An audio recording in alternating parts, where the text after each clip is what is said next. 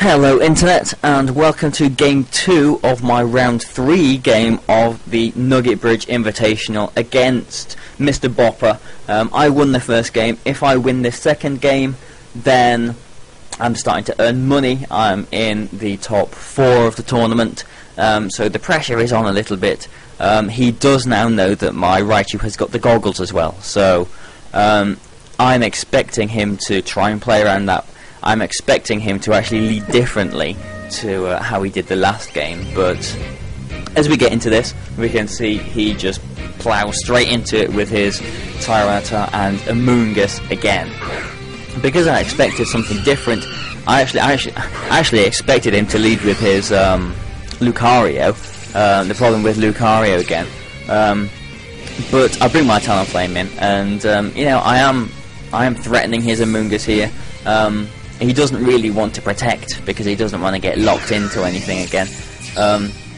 But instead of, I use Fake Out on the Tyranitar just to stop that knocking my Talonflame out, but instead of using an attack, I actually use the Taunt, because if it's a particularly physically bulky Amoonguss, it would survive my attack, and it could potentially spore my Talonflame, which I don't want to happen. But because he does bring his Rotom Heat in to resist the attack, I get that taunted, which is actually quite nice for me, because it means that I can bring my Tyranitar in without fear of him burning it, which is what I do next turn, because obviously Talonflame is threatened by the Rock Slide.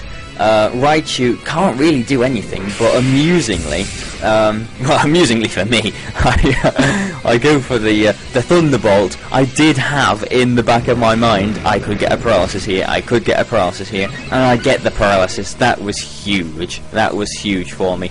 He does use Overheat here on my Raichu, and because he's not holding a Life Orb or anything like that, this critical hit does actually matter. I'm quite sure it matters anyway.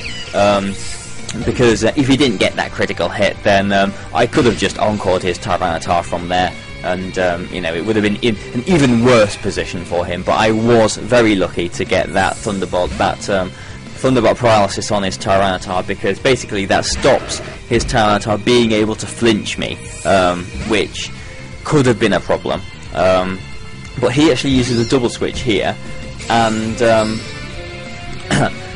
I'm thinking, with a Rock Slide, with the paralysis, there is a decent chance, there's quite a good chance that his Tyranitar isn't going to be able to move this turn.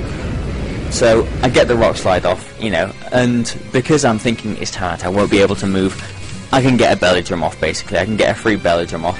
It turns out to be a free Belly Drum because he does make this double switch. So now I've got a +6 Azumarill, I've got my Tyranitar sitting out here quite nicely.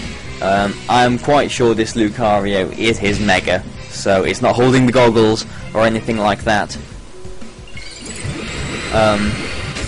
It is Mega Evolving, and basically what my thought process was this turn was, what was my thought process? He's using Rage Powder. I'm thinking that basically he uses Close Combat on my Tyranitar, he loses one of his Pokemon to a Play Rough. If he targets my Azumarill, then my Tyranitar gets a free Dragon Dance, which is what happens. He uses Close Combat on Azumarill. Maybe it doesn't have Flash Cannon. Maybe Close Combat was the strongest thing he could do.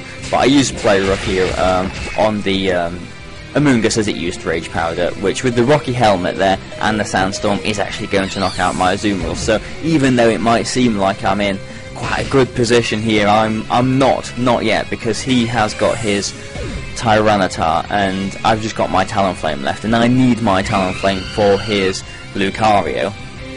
And so basically, let's pause it and break down what's happening. Basically, if I use Flare Blitz on his Lucario and knock it out, then I win the game, basically, because my Tyranitar just sweeps him. He does have to protect his Lucario. He has to protect it or switch it out or something. If he does switch it, then his Rotom is going to get knocked out by this Rock Slide. But in the last games, just going straight for the attack, you know, I don't want to make any over predictions.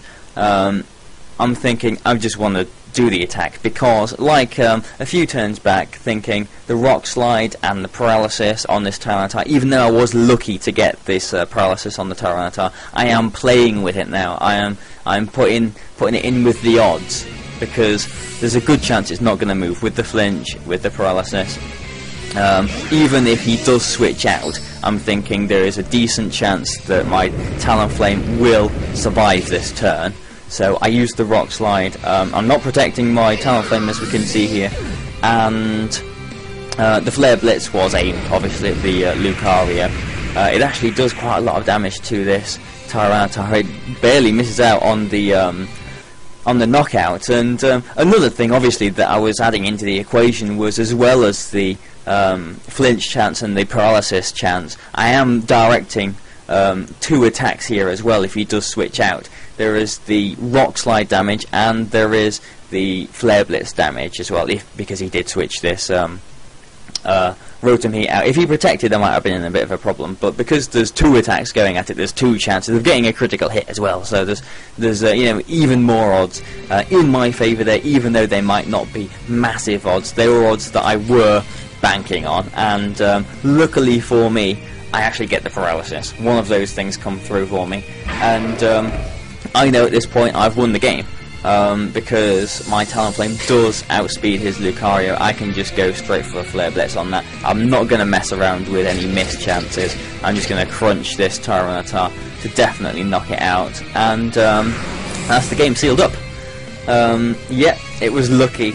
The paralysis was lucky from the Thunderbolt, but even if that Tyranitar didn't get paralysed, even if I'd lost my Talonflame as well, I could have potentially flinched his Lucario. You know, that would have been a situation where I was clutching at straws, but I was just playing the odds basically, and I felt that the way I played that was, even though, you know, not making the bare raw predictions of predicting his Lucario to switch out, I was thinking that however I play this, you know, if I play it this way, then there's a good chance it'll work out for me, and luckily it does.